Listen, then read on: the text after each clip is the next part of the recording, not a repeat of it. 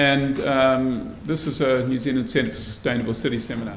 So my name is Chapman. I'm at Victoria University of Wellington, and I'm chairing this, and I'm also going to say a few words by way of introduction. I've been working on issues around climate change, transport, energy, and cities for about, 25 years at Victoria, where I'm Director of the Graduate Program in Environmental Studies. And I'm part of the New Zealand Centre for Sustainable Cities, which is the august organisation which coordinates a lot of interesting research, which I'll talk a bit more about in a second. Let me say a few words about Michael and Sarah, just so that we can, do all the intros together. Michael's an epidemiologist.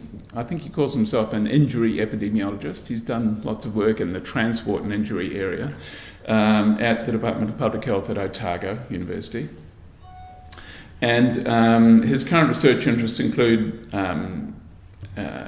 exposure assessment for housing, roads and vehicles, and travel behaviour. And he's a leading researcher in the MB-sponsored Resilient Urban Futures program, which I'm also part of.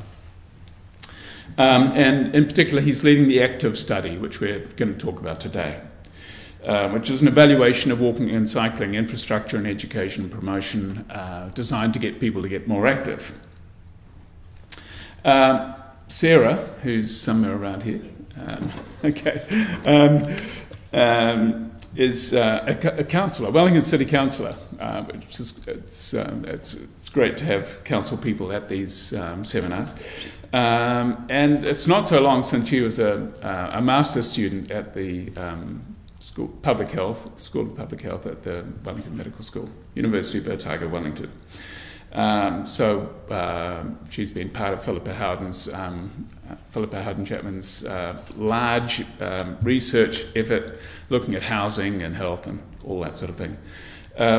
But to return to Sarah, she's campaigned on many transport-related matters, including reduced bus fares, more bus shelters, better cycling infrastructure, and measures to improve pedestrian safety.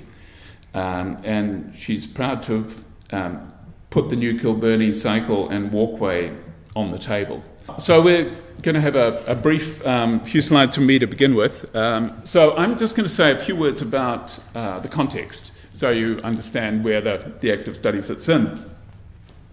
So that is actually a slide of Hastings, a map of Hastings, and it shows the cycleways, and they're the light blue ones, and the separated cycleways that they've put in the last few years.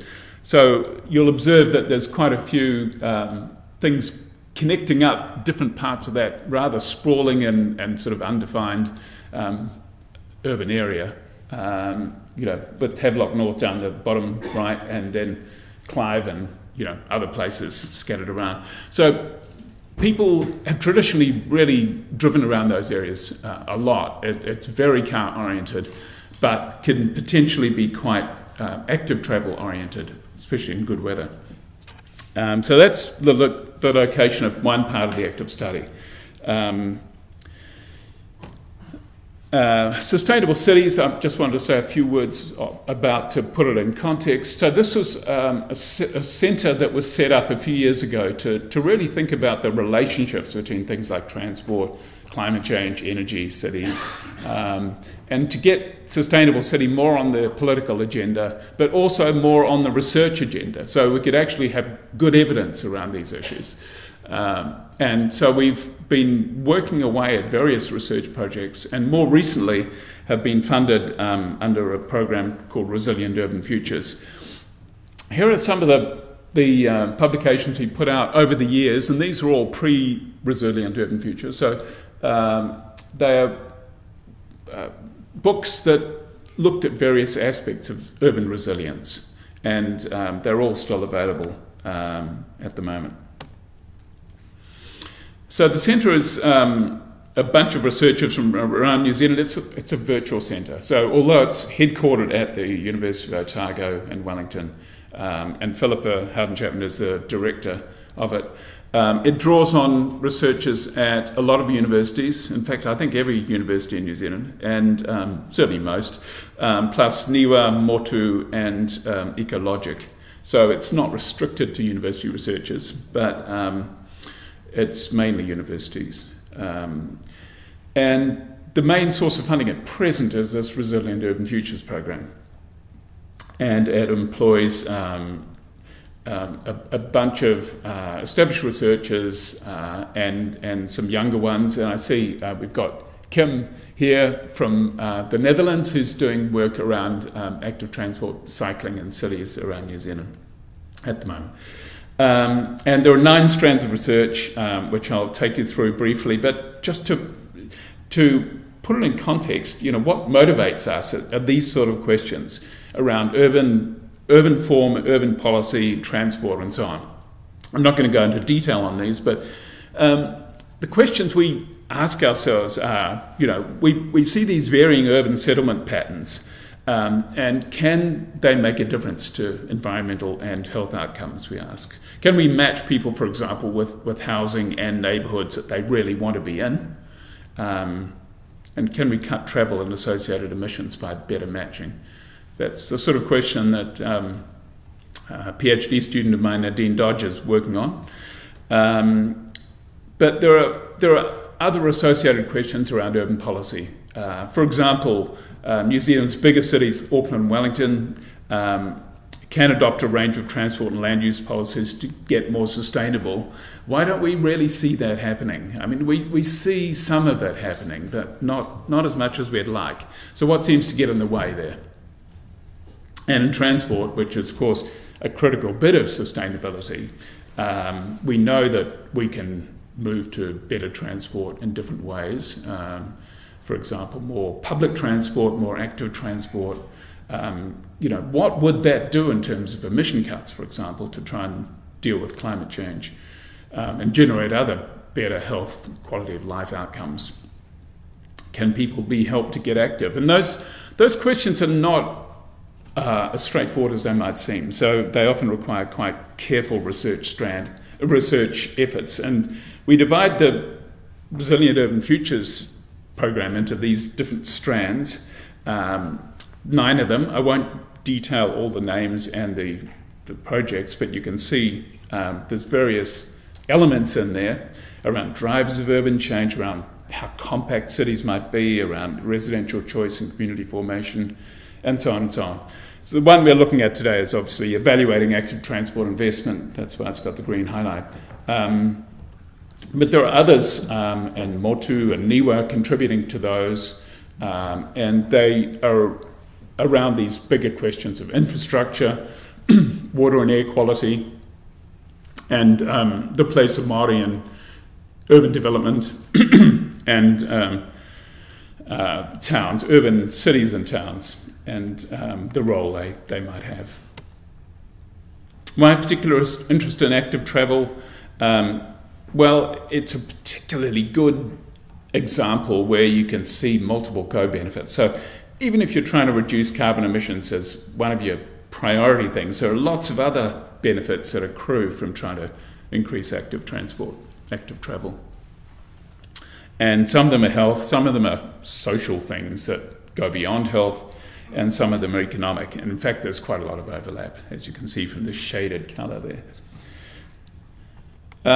And the active strand focuses, or has focused, on the Model Cities program, which was investing in infrastructure and education to increase active travel. And active is just an acronym that we've invented, really.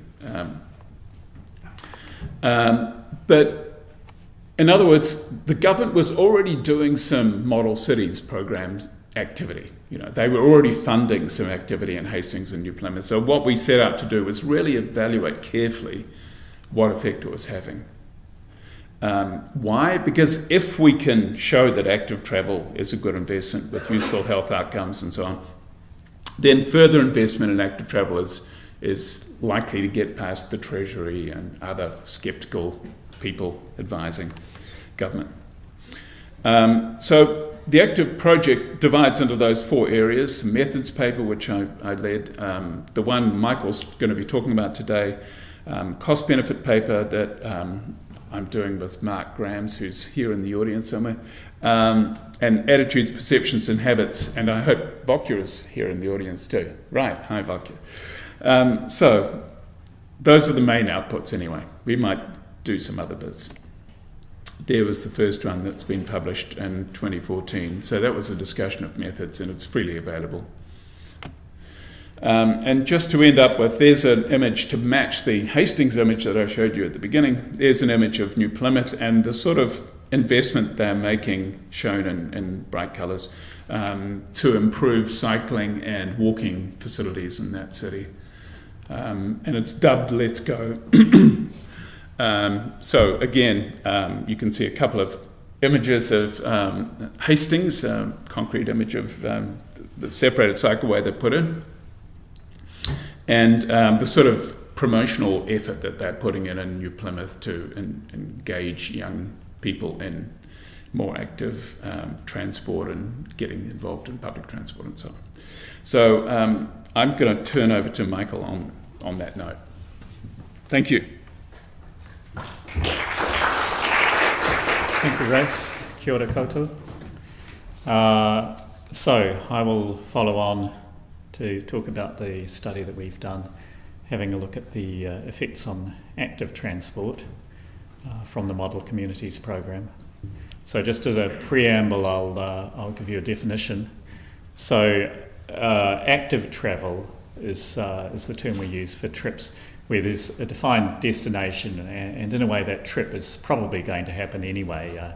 Maybe it would have happened by car, or if it wasn't going to happen by bike or walking.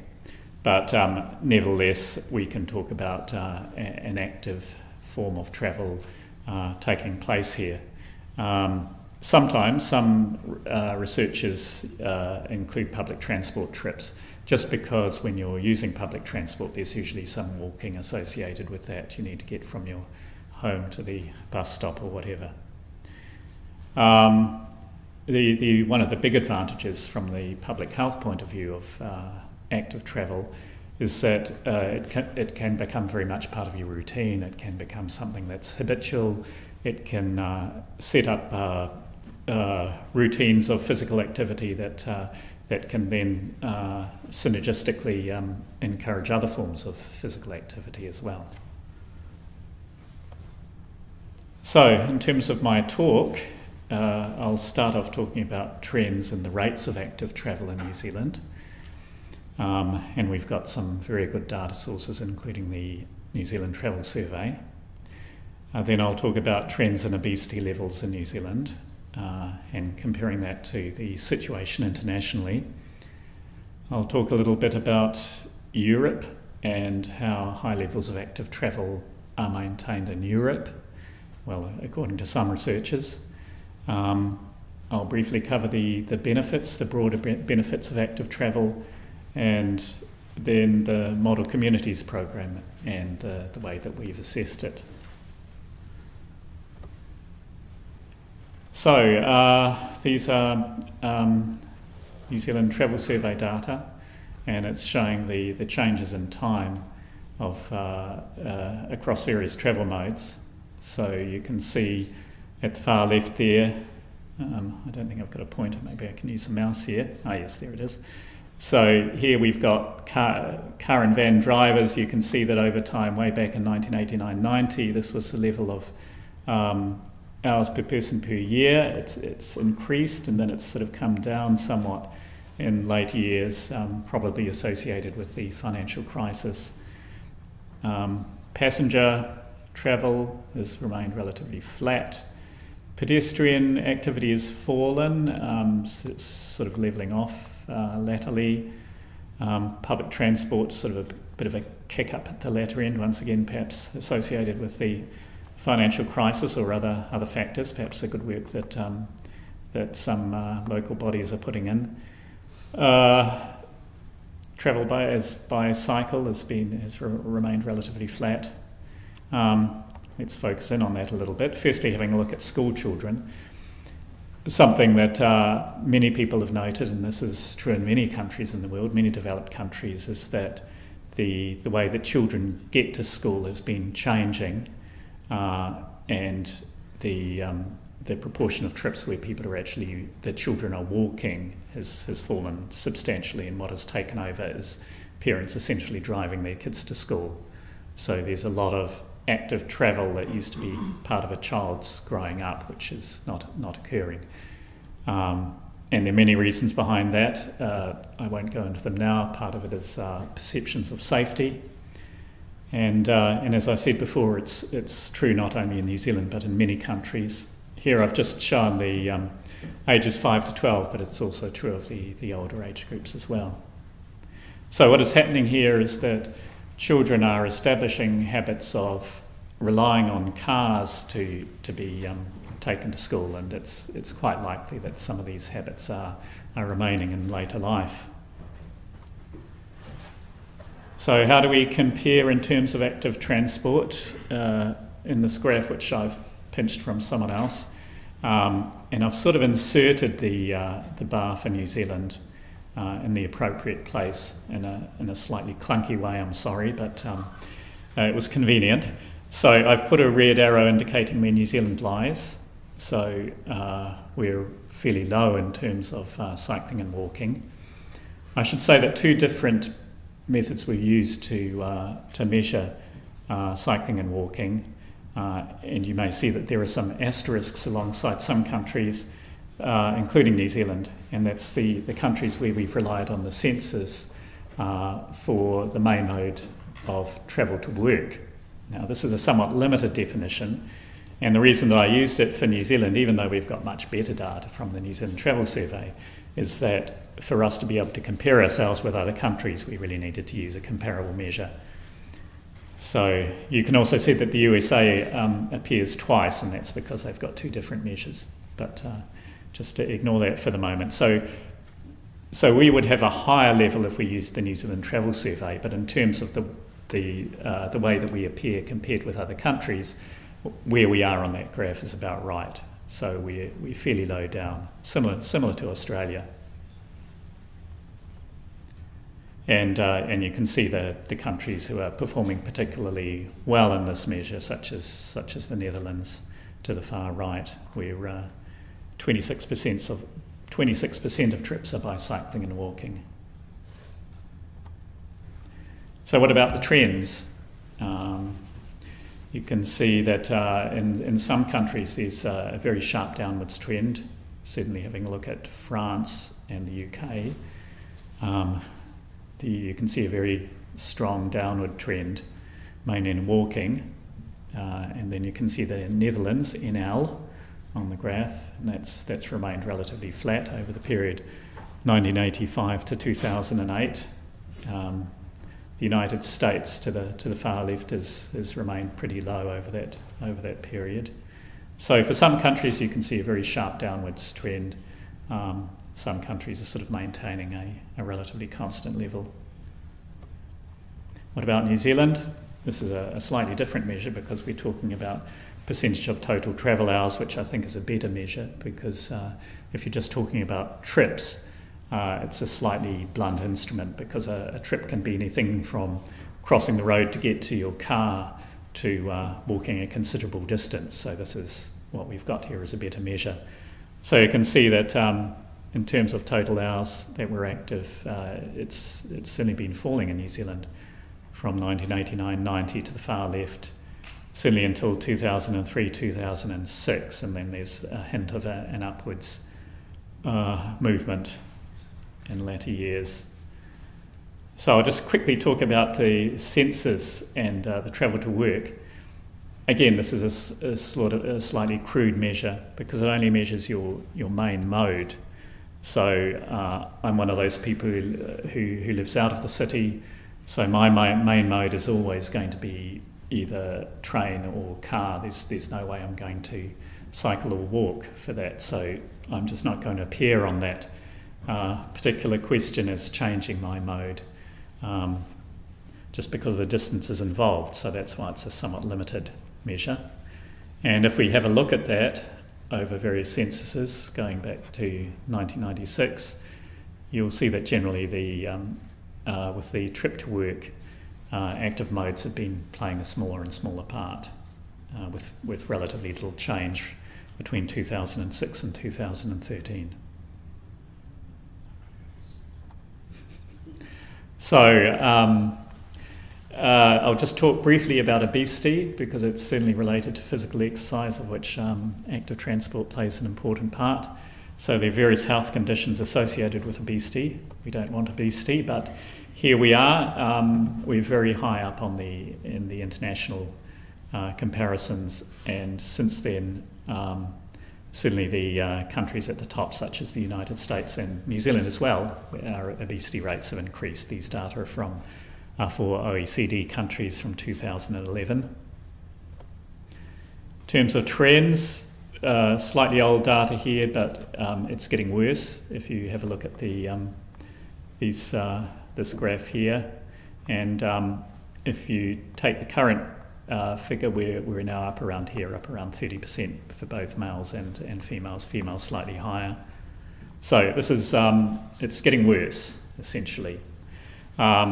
This particular, in this paper, they've had a look at both obesity rates and active travel, given that there is an association, and they've ordered the countries according to the percentage of trips made by active travel, with the United States being the poorest performing country, and we go to Netherlands and Switzerland at the other end, and you can see that obesity rates are higher for those countries with low levels and generally low for those with high levels.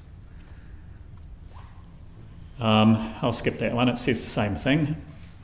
How do countries encourage active travel?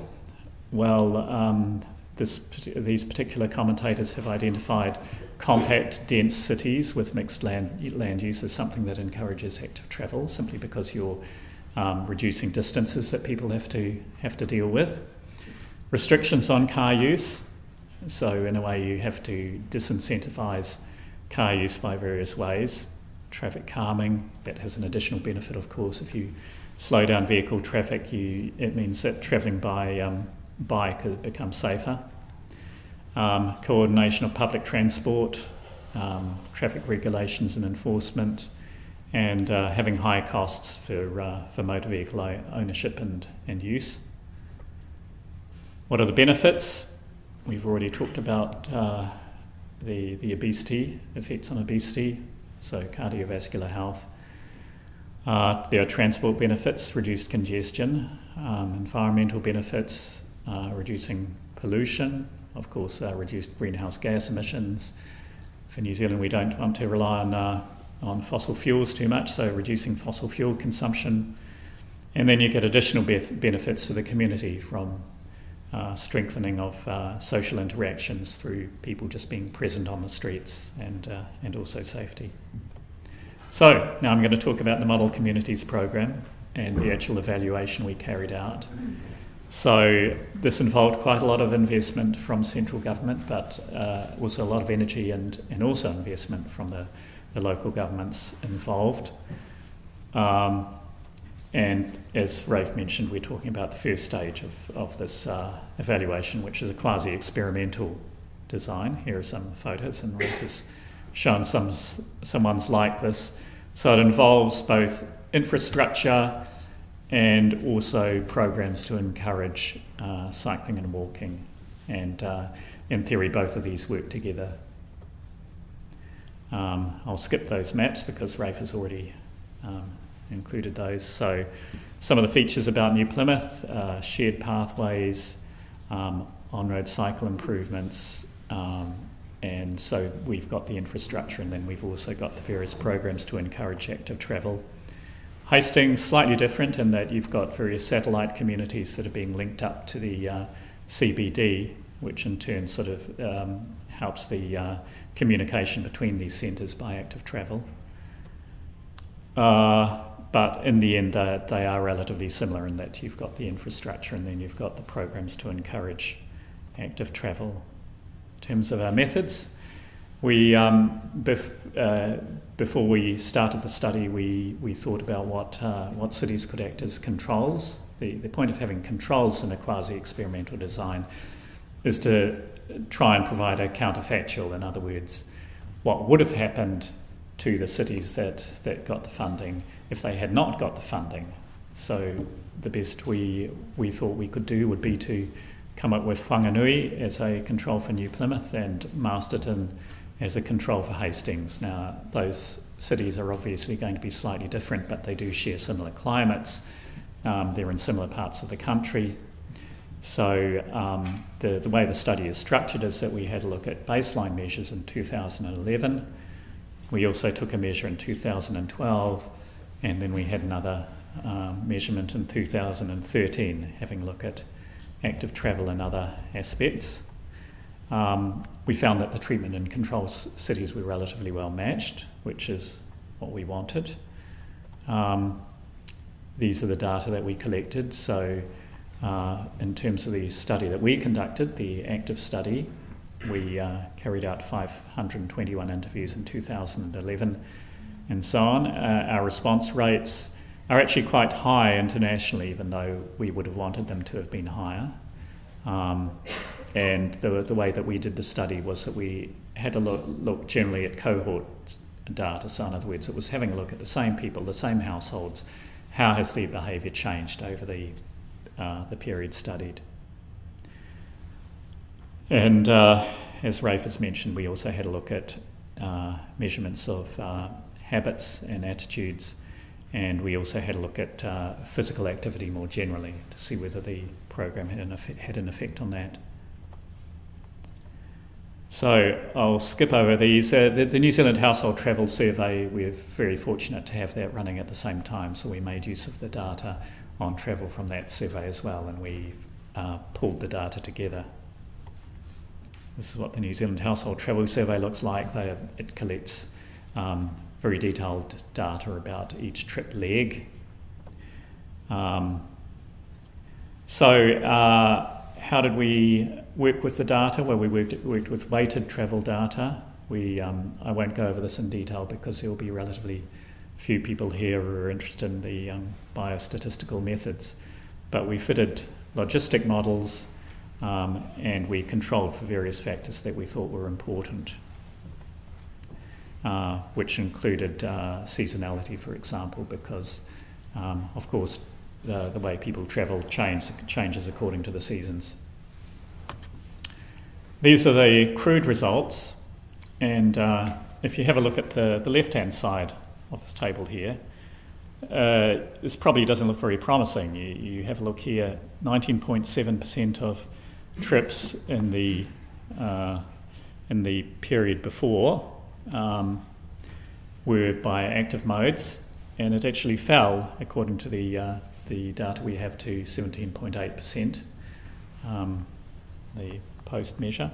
In the New Zealand Travel Survey, once again there's been a fall, although very small. Neither of these would be statistically significant because of the sample sizes we had.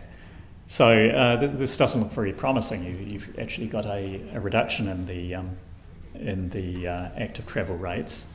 Once we control for seasonality, there was an indication that probably there was very little change in the treatment group.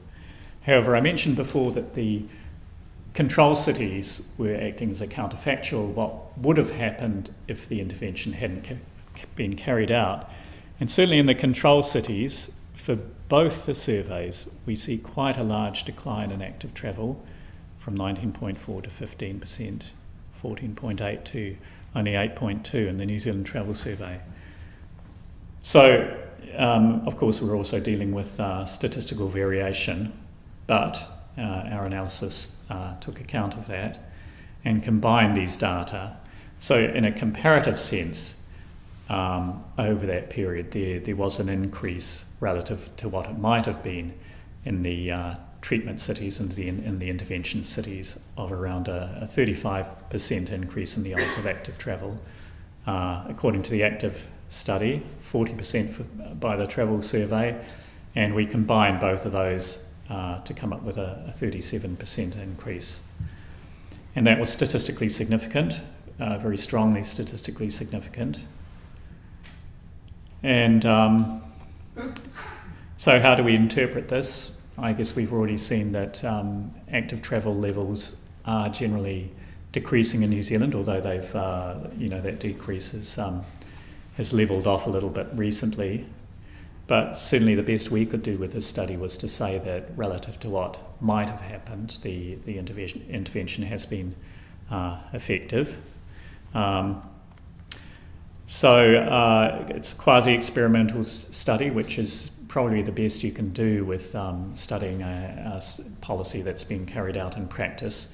You can't carry out a randomised controlled study. So this is a very strong study. It's very strong internationally as well. Very few countries have carried out studies of this quality, although it sounds like we're blowing our own trumpet. Nevertheless, we did take great care over this. So we can say that the program was successful, with the qualification that it was in an environment of generally decreasing active travel levels. So there are some remaining questions, as Rafe mentioned. We will be looking at perceptions of convenience and access and habitual behaviour, perceived norms. All those are within the sphere of expertise of Vokia, who's sitting up near the back. The economic analysis is in train, so Rafe is working with that at the moment. And another question is, will these relative gains in active travel be sustained? And that's obviously a very important question, and so we'd like to be able to carry out the study again, perhaps next year, to see whether the relative changes have been sustained. So thank you. Thank you for the introduction, and thank you to everyone for coming. As Rafe said, I was elected to the City Council in 2013, along with 6 other new councillors, and all of us said in our electioneering that we were supportive of cycling and wanted to see good quality cycling infrastructure in Wellington. And duly, we voted $4.3 million to spend every year, which over the course of 10 years will come to $43 million. The government's since come on board with promises of more money, and even Greater Wellington's come on board with promises of money. So we're awash with money to spend on cycling infrastructure. And the question I want to ask and focus on, though, is why is it still difficult? We've got the money, but why is it still difficult? So moving along.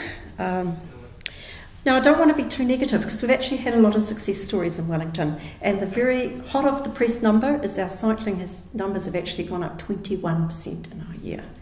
And we have over 2,000 cyclists either coming into Wellington City or going out on the days that their cycling was monitored, which was kind of peak travelling times. We've got lots of successes to celebrate. We've got some good shared pathways coming along. We've got a lovely waterfront with cycling, walking, and we're actually gaining a really good reputation for our mountain biking.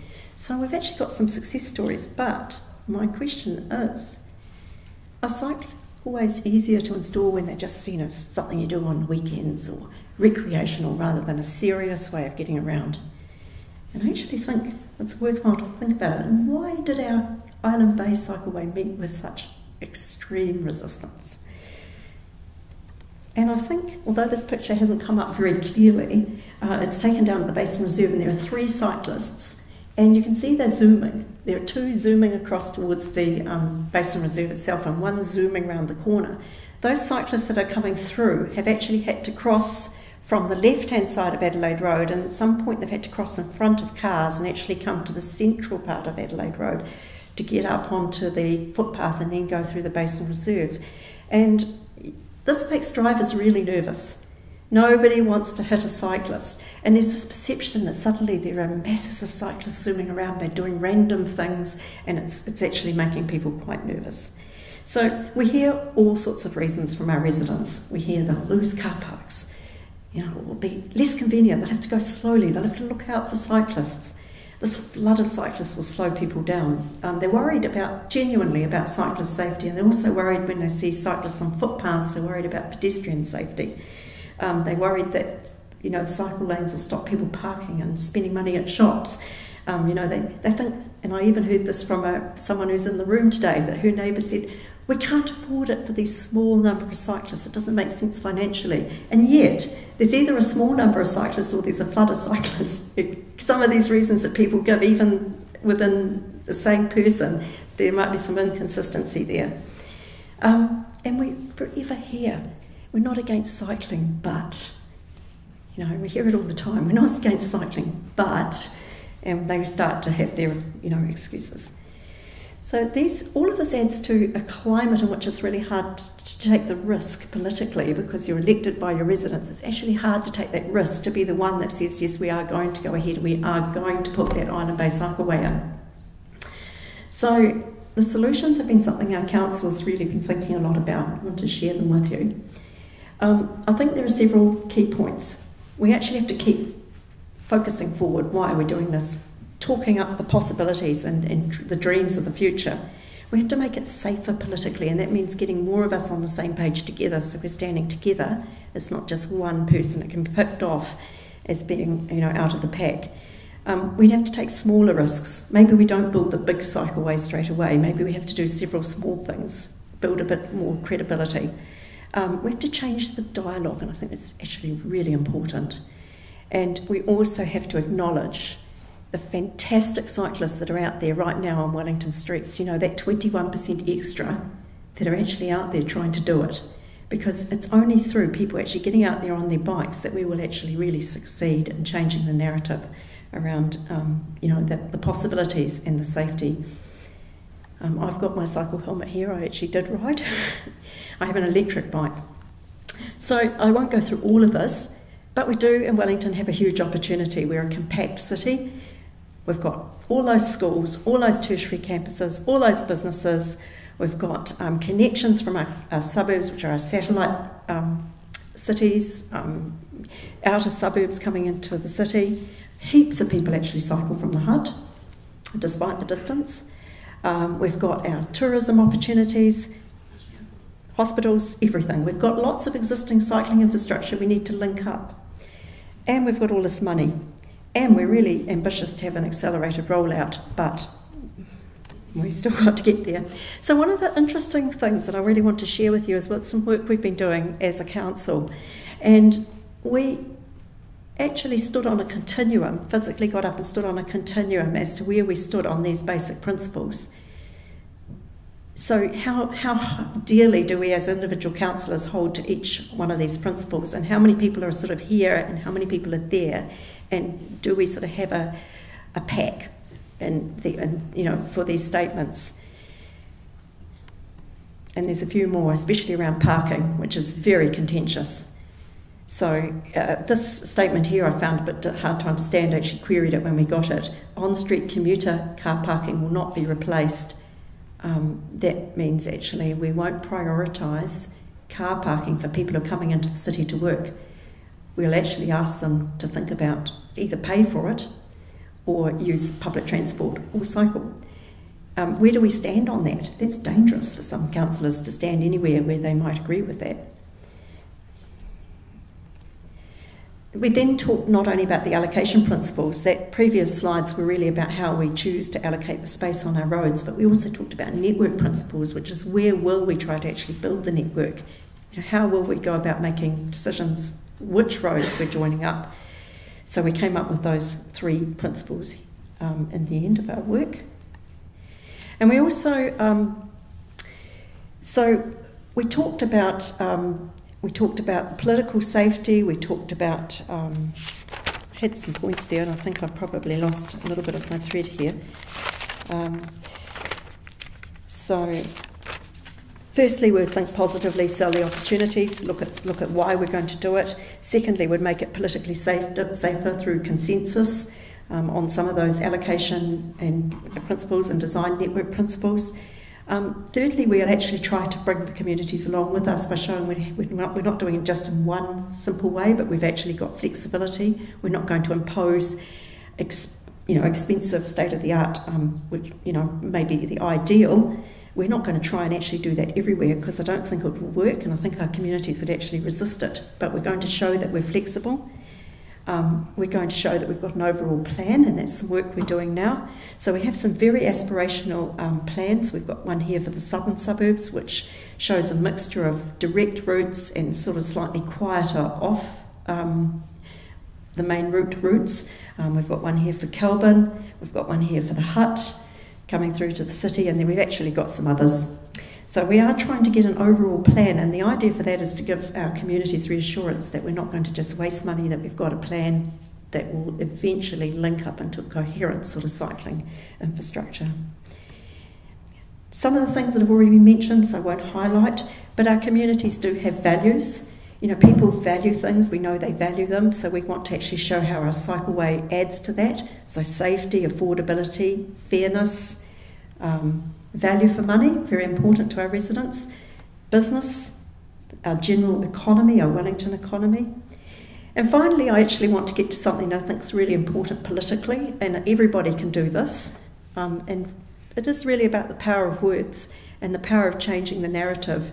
You know, people say we can't have cycleways in Wellington, it will never work, streets are too narrow, they're too hilly, they're too windy. Well, actually, I think we can counter-argument with that, with positive statements that actually say sometimes the opposite. Our streets actually are wide. They are quite wide in some instances. A compact city means it's easy to ride around. You know, the Hills of Wind made for a stimulating ride. You'll never be more alive than when you're on a bike coming down a Wellington windy street. Now, let's change the dialogue.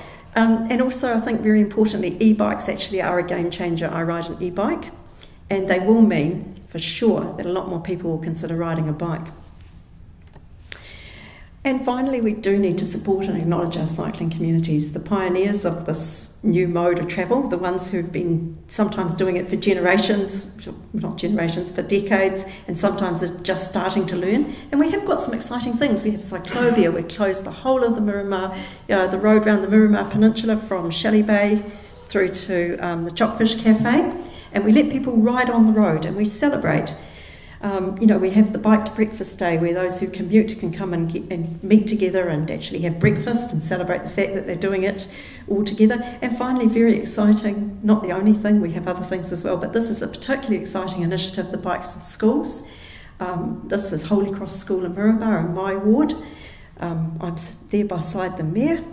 And very joyful, wonderful occasion where the kids were given bikes through a wonderful program. We did a little bike track at the school, and they're learning to ride. And what's even better, they're actually teaching their parents, and their parents are teaching their friends. And so we are actually normalising riding a bike. Other cities have found it hard. We can take reassurance that we're not alone.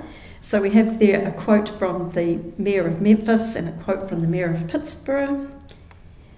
It's not easy putting cycling infrastructure in. We shouldn't think that we're the only ones that have found it hard, but the rewards are very much there. And I think that it's a very important thing for Wellington City to be trying to do. I have staked some political capital on getting it done. It's simply really what we want to do. And even those councillors who are kind of struggling and nervous about it, I think they would still say it is what we want to do. So keep an eye on this space, and hopefully we'll have more good news to report next time I give a similar talk. Thank you.